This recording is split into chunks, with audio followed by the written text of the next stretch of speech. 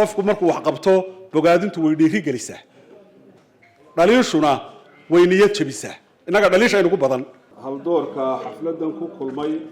mudane iyo marwaba waxaan leeyahay assalaamu calaykum waraxmatullaahi wabarakaatu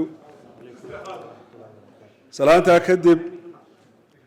anigu xeerka mar horaan ka hadlo waxaan islahaa waxba kuguma hadhin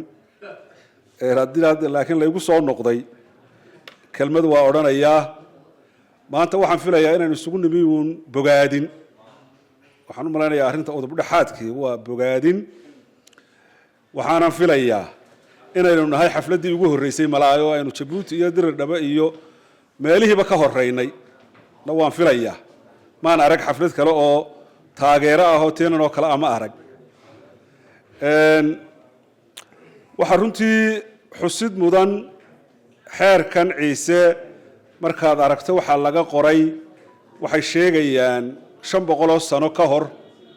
qaarra waaba ka sii kordhiyaan 700 qaar baa gaadhsiiya inuu soo jiray oo intaa lagu dhaqmayay taasi waxay muujinaysaa caalamka u muujinaysaa Soomaalidu inay waqtiyo hore lahayd nidaam ay isku xukunto waxa kale muujinaysaa xusuus dheeraanta Soomaalida ee cajiibka ah 700 sano maskax baa la isugu gudbinayay intaaba ma jirin qoraalku waa dhawaan markaad xeerka akhrido ama mahmaha eegtana waxa ku soo baxaya haddaad si xeel dheer u fakarto muuqaal dawladeed inuu meesha ku jiray waayo imika ugaaskoo kale madaxweynu noqonaya xeerku wuxuu noqonayaa nidaamkii geedku wuxuu noqonayaa maxkamaddii waa tan la odhanaya geed kalaan ka leeyahay Soomaa waa raacfaan Soomaa geedka kalaan ka leeyahay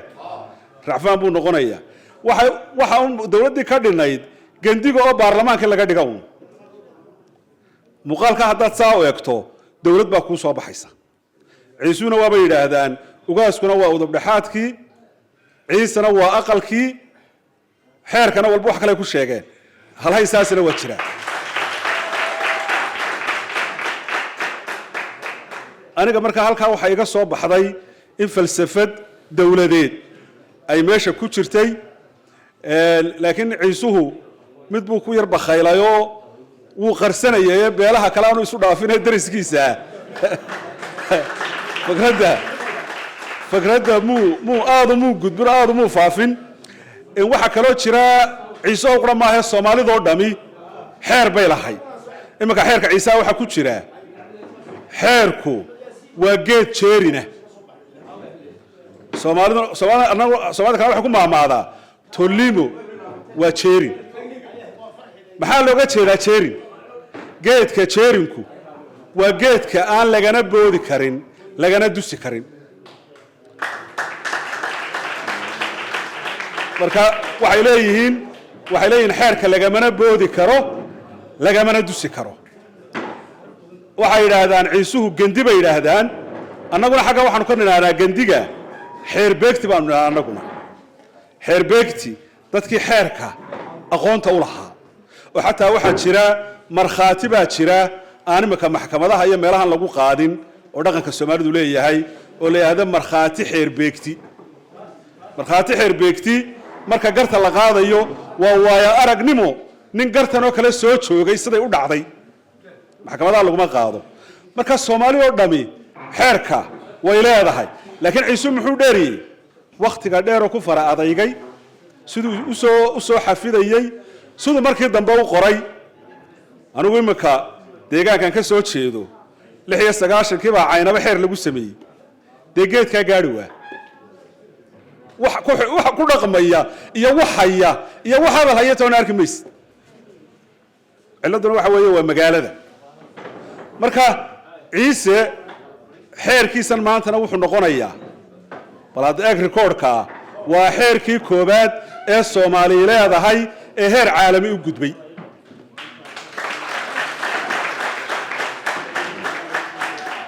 mar hadda halka gaarsiiseena idinku kaligin ma lihine waanu idin la leenahay maanta waa xeer Soomaaliyeed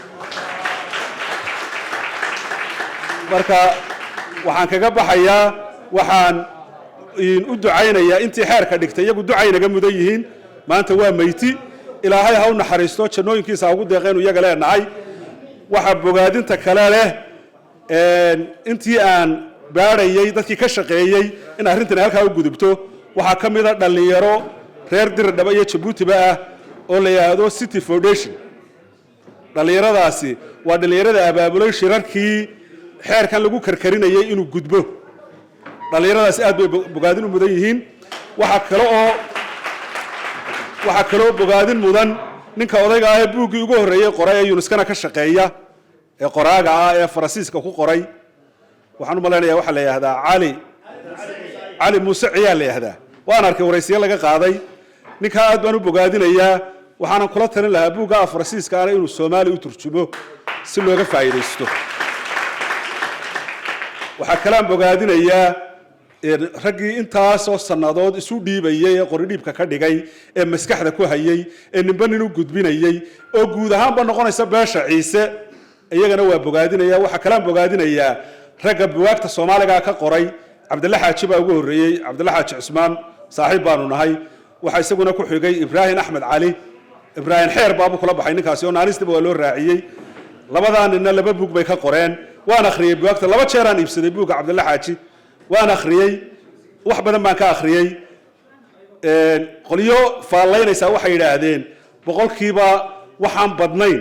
yaa laga yaabaa inuu shariicada islaamka meel ka khilaafsan yahay waan ku raacsanahay odayaasha halkan ka hadlay intaana in loo fadhiisto la saxo waliba imika aqoonyahankii iyo culimadii iyo waayeelkii intiba way kulmi karayaan intaana in la saxo lana qoro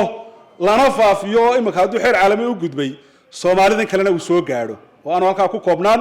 bogaadinta u dambaysa waxa leh saddexda dawladood iska kaashaday iyaguna dawladda Itoobiya gacan weyn bay ku lahayd xeerkaasi inuu gudbo Djibouti-na iyadu bogaadin uma baahnay waa halku kaba soo dhaqaaqay dawladda Soomaaliya ee federaalkiina gacan bay iyana ku lahayd markii aan arkhari sidii looga warramayay arkayay intaasiba bogaadin ayay mudan yihiin qofku markuu wax qabto bogaadintu way dhiiri gelisaa dhaliishuna way niyad jabisaa inaga dhaliisha inagu badan bogaadintu inaguma badna marka guud ahaan waxaan ku soo koobaya uga baxaya odayaasha xeerkaasi maanta waa xeer Soomaaliyeed ciise intii aad ku soo dhaqmaysay ku soo dhaqantay maanta Soomaaliya oo dhan buu soo gudbay Soomaalina uu ka sii gudbay wuxuu noqday xeer caalami sida la sheegayna marka islaamka la waafajiyana xeer islaam buu noqonayaa